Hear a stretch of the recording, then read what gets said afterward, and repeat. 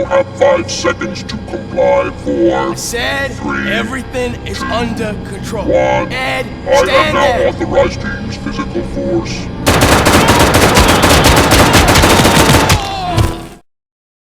How's it going, guys? Cameron here with Canadian Gamer, coming at you with another CG review. And today, we are taking a look at RoboCop Rogue City. So I finally completed Rogue City just last night. So we'll get into that. We'll talk about it here. So, you know, when it comes to RoboCop Rogue City, I was really excited for this game ever since I heard that it was Teon's next project. Now, Teon is I don't know if it must be a small team, but this game, again, we're getting ahead of ourselves here, but when you play this game, the production values don't suggest that it's a small development team. However, when I heard that this game was in production, I was super excited about it. So Teon's last game, Terminator Resistance, I was a huge fan of. I thought that was fantastic. A lot of people, we're not talking about IGN or GameSpot.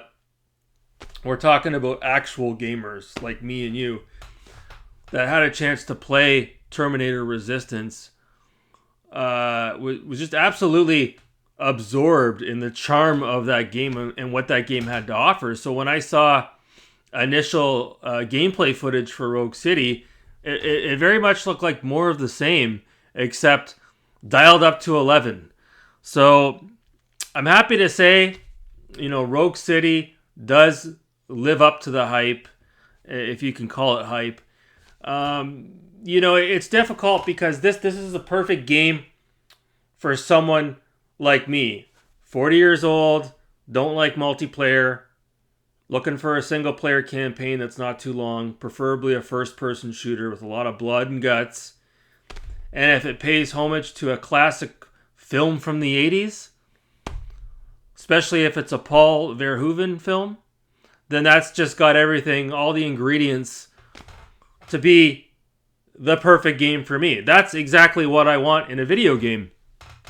But unfortunately, you've got a lot of gamers out there, through no fault of their own, who were born after the turn of the century, who are probably not interested in RoboCop as an intellectual property, or a game that's a single player campaign, you know, that's not always online.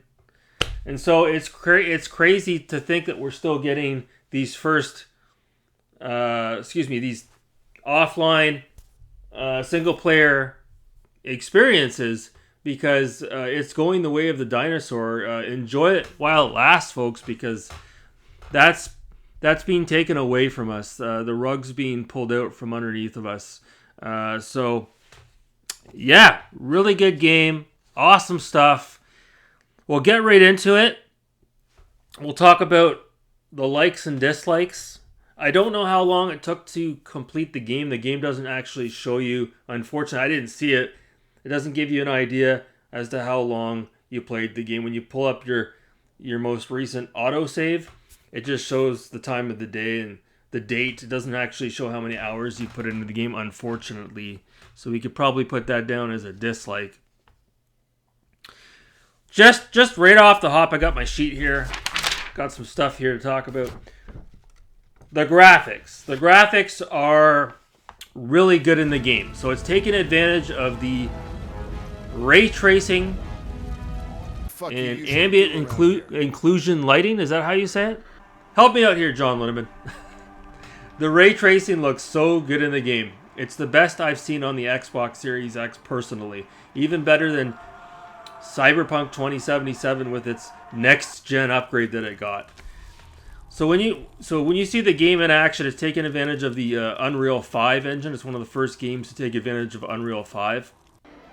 And the streets are all wet looking, and you can see the neon lights reflecting down on the wet ground as you walk. And the lighting, very much like Alan Wake 2, a lot of fluorescent lighting that just floods the screen, and it fits in perfectly with the intellectual property, right? RoboCop came out at the tail end of the 1980s. So that it's just perfect. All of the set pieces pay homage to the original 3 films, and the shadows as well.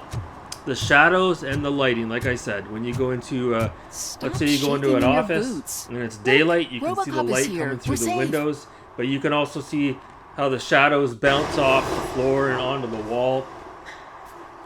Or if you're going through a sewer, you can see the wet sewage going through the pipes, and I don't know what I'm saying here. I'm losing my train of thought. You can see the mist coming off the sewers, off the sewer caps. You walk down by the bridge at night and you can see the Brooklyn Bridge. Maybe not the Brooklyn Bridge, right? But you get the idea. Yeah, the graphics are good. The only caveat there is the character model. So the characters that really mean a lot to the story, the ones that you interact with the most, like Lois and the chief of police, and even the guy, the main antagonist in the game, who looks an awful lot like Hans Gruber from Die Hard. That was really weird. Those character models actually look really good, especially RoboCop. It looks amazing. It's just all the other NPCs that don't really play a role in the game, that are just walking around on the street. They don't look that good, and to be honest, look very similar, an uncanny resemblance to the non-playable characters that you would see in Terminator Resistance. And in fact, I'd almost want to guess that some of the assets from Terminator Resistance were reused in RoboCop Rogue City.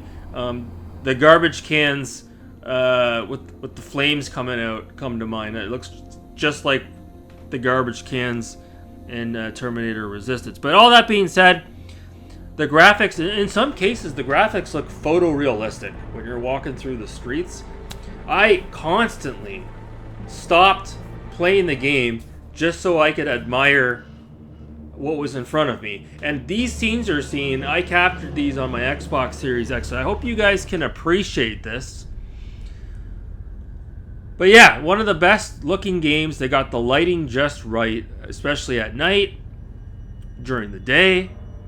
When you go into, like I said, you go into the arcade as an example, there's all kinds of Easter eggs abound, and there's lots of, love and care that went into the set dressing. And as you walk around, you're constantly being reminded of the film. It is so cool to see that kind of attention to detail. Now, some of the detail is not picture perfect. I had one instance where I walked up to 2 phone booths, and they both had like spray paint all over them. And both phone booths had the exact same spray paint markings on each booth, and they were right next to each other. So obviously, when the developers were creating the world, they probably should have taken a closer look at that and maybe had one that didn't have any markings on it. Because when you walk up to it and you see both of them and they have the same markings, it looks like someone dropped the ball. It's a very small thing, but to me, I noticed it because it looked out of place, right?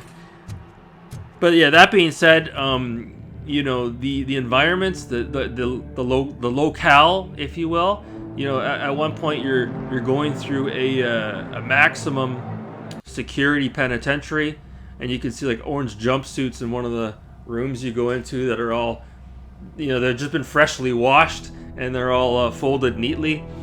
And again, like I mentioned, the arcade is really cool when you go in there. There's like a jumbo video, like a Blockbuster Video movie store that you go into.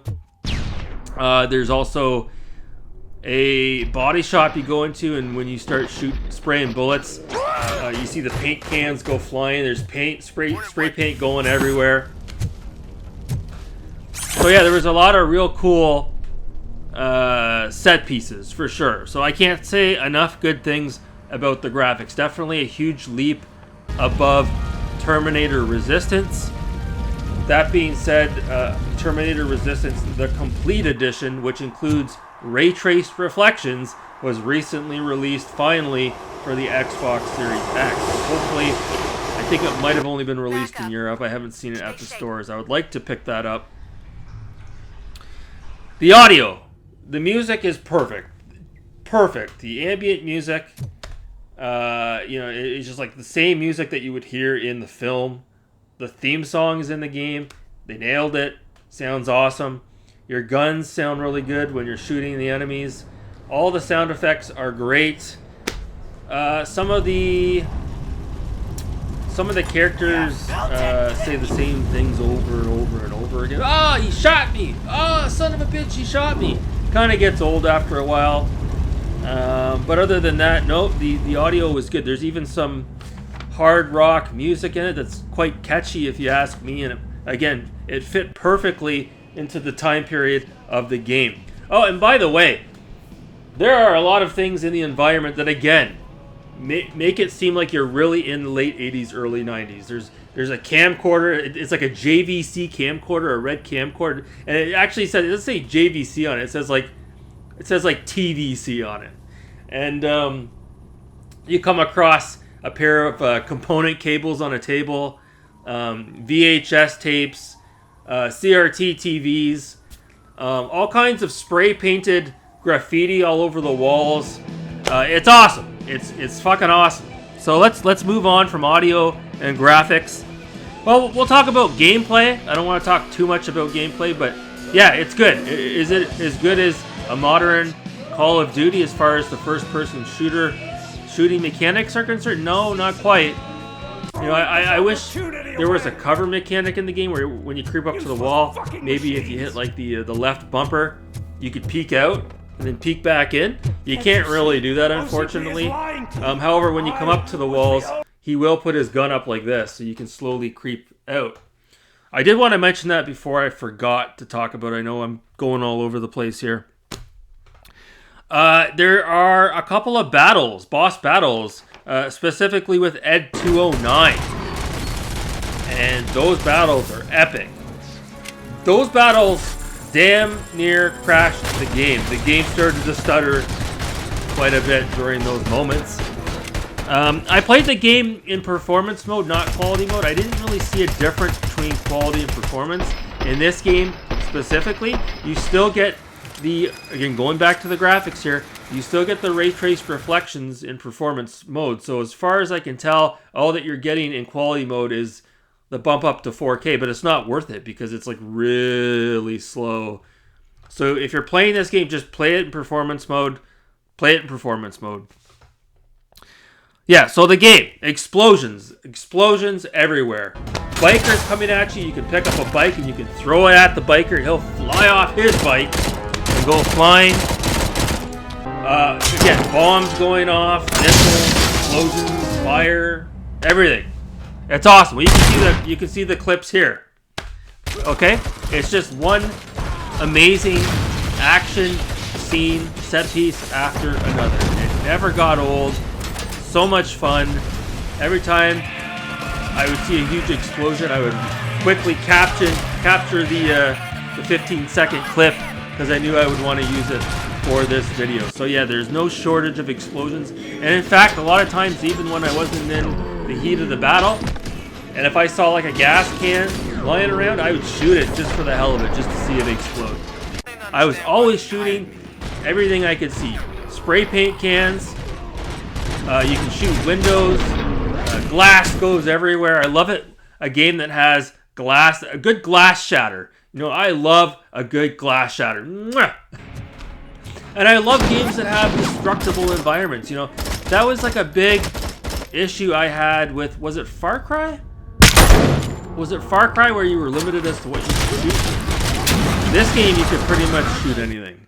You can actually blow off a chunk of a concrete wall, and it looks awesome in motion. It looks incredible.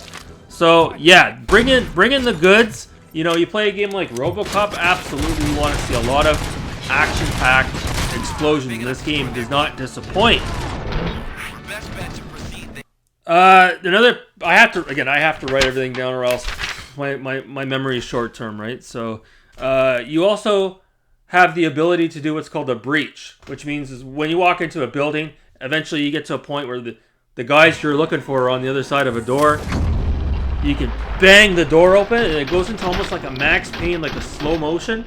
When you go into the door, you bang, bang, bang, bang, bang. Awesome. I love the breach. I loved it. I thought it was great. And last but not least, we want to talk about gore. Oh my god, is this game ever gory. Maybe the goriest game I have ever played. And you know what? It's fair enough for the dev team to make it that gory, because the film is pretty gory, to be honest with you, especially at the beginning. Who could forget, like, just walk away from the game for a minute.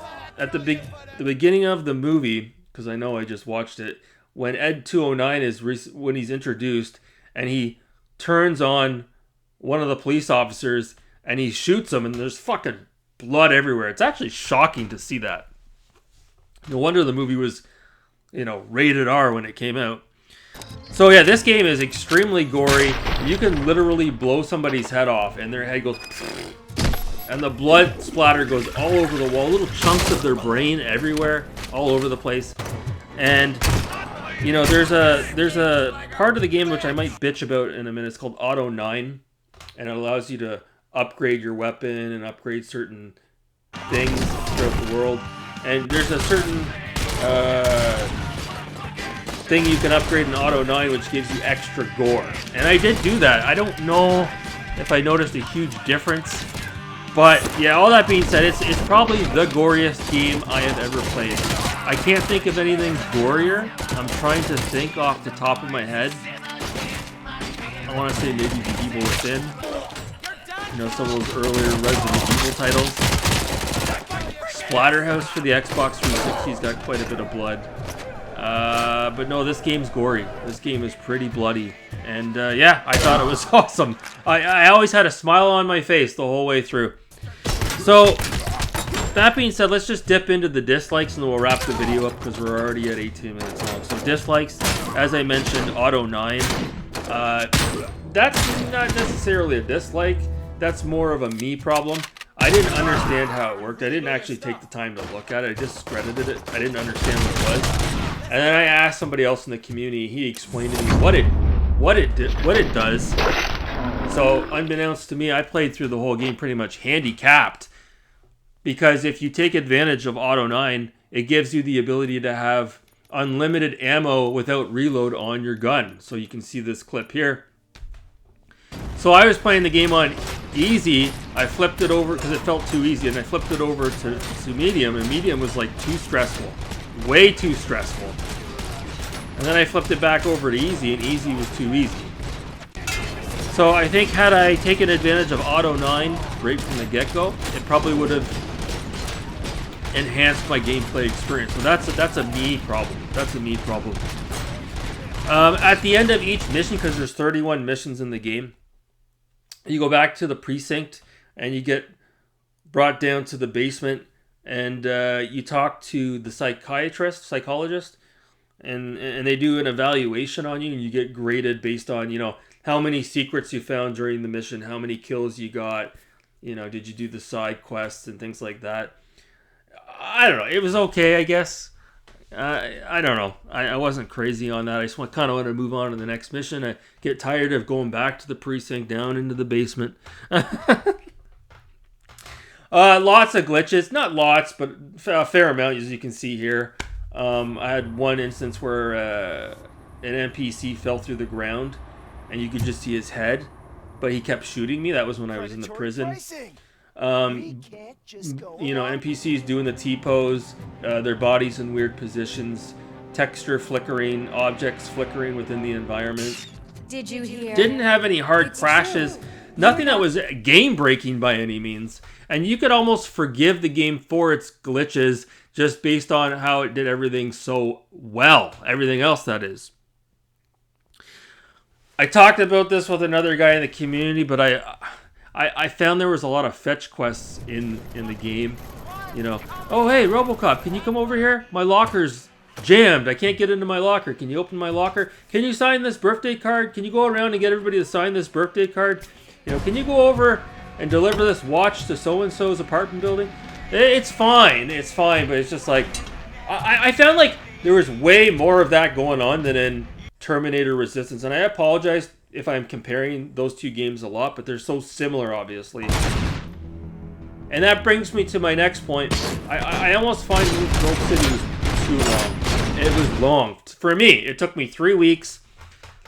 I wasn't playing it religiously for those 3 weeks, but the last week I've been playing it a lot because I wanted to get through it. And even towards the end, I thought I was done. I thought I had beaten the game. And it went on. It kept going. Are you out of the sewers already? And so that kind of brings me to the next thing I want to talk about. The final boss, Old Man. Entire OCP community. I'm getting conflicting information because I talked to one guy in the community that played the game on medium. Now he's really good at video games, Megadan29. And I think he said he went right through it and he beat it no problem. Then I noticed Metal Jesus Rocks posted on his community tab today. He's actually in the midst of beating RoboCop Rogue City right now. And he's having extreme difficulty trying to get past Ed 209. So I can't even imagine how he's going to feel when he gets closer to the end of the game, or when he has to fight Old Man. I fought Old Man at the end of the game on easy, and I got so frustrated with that boss battle, it almost turned me off from the game. At one point last night, I took the game, I took it right out of the Xbox, I put it right back in the case, and I brought it right up to the games room, and I said, fuck this, I'm done with this. I am done with this. And then I cooled off. Okay, I went to bed, and then at like 1:30 in the morning, I couldn't sleep. It was pissing me off so much I couldn't sleep. 1:30 in the morning, I'm like, fuck this. Went right back downstairs. And finally, after another 3 attempts, I finally beat the final boss. Holy fuck. I don't know if it's just because I suck at video games, or it was just really cheap. But Old Man, I don't want to spoil it for you guys, but like it's one of those boss battles where like he rushes you. He comes at you and you duck out of the way. But like if he gets very close to you, he will grab you and then he will saw your face and he will kill you almost instantly. So that kept happening to me, excuse me. So I was happy to beat him, but it's like it almost made me feel like I don't want to play the game through again because I don't want to go through that boss battle again. So in closing, I also want to say here, again, the character animations, not the greatest on a lot of the characters. The voice acting can be pretty cringy. It got to the point where I started skipping a lot of the dialogue because it just kept going on and on and on and on and on. The game is very cutscene heavy. The cutscenes, as you guys have already seen in this video, the cutscenes are awesome in this game. They look really good. Teon did a really good job with their attention to detail as far as the cutscenes are concerned. So, that being said, it was an awesome game. The biggest takeaway is the fun factor. The fun factor is like an 11 out of 10. And that's key here as far as my scoring is concerned with this game. I'm giving this game a 9 out of 10. I'm giving it a 9 out of 10. The reason why I'm not giving it a perfect 10 out of 10 is because I have to take one notch away because of the glitches. I have to. I'm sorry, I have to. But other than that, the game is a 9 out of 10. I paid full retail for this game, and I don't say this too often, but I feel like I got my money's worth. The full $89.99 Canadian, which is $100 after tax. I do not regret spending that on this game because I got 3 weeks worth of awesome gameplay experience. Experience? No, that's not the word I'm looking for. Maybe it is. 3 weeks of having a blast with this game. And the boss battle, as much as it was annoying at the end, it pushed me to the limits as a gamer. It frustrated me to the brink. And then I put the game down. It beat me. It got me. And I went back to it and I overcame it. And that in itself is something that I'll take away from this game. when you have those types of video game experiences, when something just beats you to the ground and you're able to overcome it, that is why we play video games. You don't necessarily get those types of experiences all the time, but I experienced it at the very end of this game with the old man boss battle. And in actual fact, I was so excited after beating the game. I was so concerned about taking a picture for my thumbnail. I wasn't even paying attention to the ending. And the ending, it can change depending on how you play the game. There's decisions. It's like there's like a morale system in it, kind of like Fallout 4. And depending on the choices you make, it will definitely affect your ending at the end of the game. So yeah, that's it. The game's awesome. I don't know if we're going to get any DLC for the game like we did with Terminator Resistance with the Kyle Reese DLC. But, you know, even if we didn't get any DLC in this game, I would be fine with that. Because, like I said, the game is very long as it is. There is so much content in this game.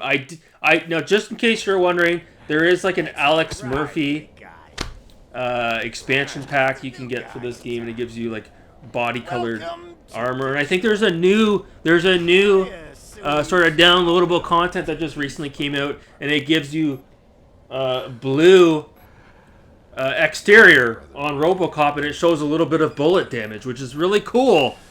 But I mean, that's more of a want than a need, right? Or is it? Your body temperature is very low. So yeah, I don't know what else to say. I would love to have the proper steelbook for this, but I think it only came out in Europe, in that PAL region. But yeah, if you're on the fence about it, don't be. If you're in your late 30s, early 40s, and you love RoboCop, this game doesn't disappoint. It literally checked off all the boxes, and Teon didn't fuck it up. They done good. They done good. Alex Murphy. So that's it. That's it for RoboCop Rogue City. I missed a whole bunch of stuff talking in this review, but I can't talk for an hour, unfortunately. I can't. But yeah, no, it was awesome. I'm so glad to finally have been able to play a game that takes advantage of why I bought a Series X with the ray traced reflections. It was awesome. It was awesome. So I'll cut it off there right at the almost the 28-minute mark for those who stuck around this long. I really appreciate it, guys. I hope you enjoyed the video clips I put into this video as well. So anyways, Merry Christmas, Happy New Year. Thanks so much for watching. Have a good night.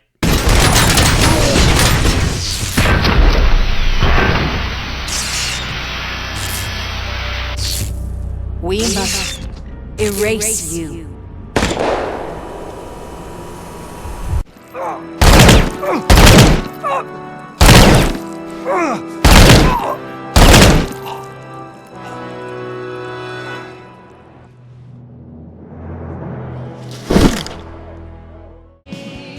Sorry, honey, but I don't do role play.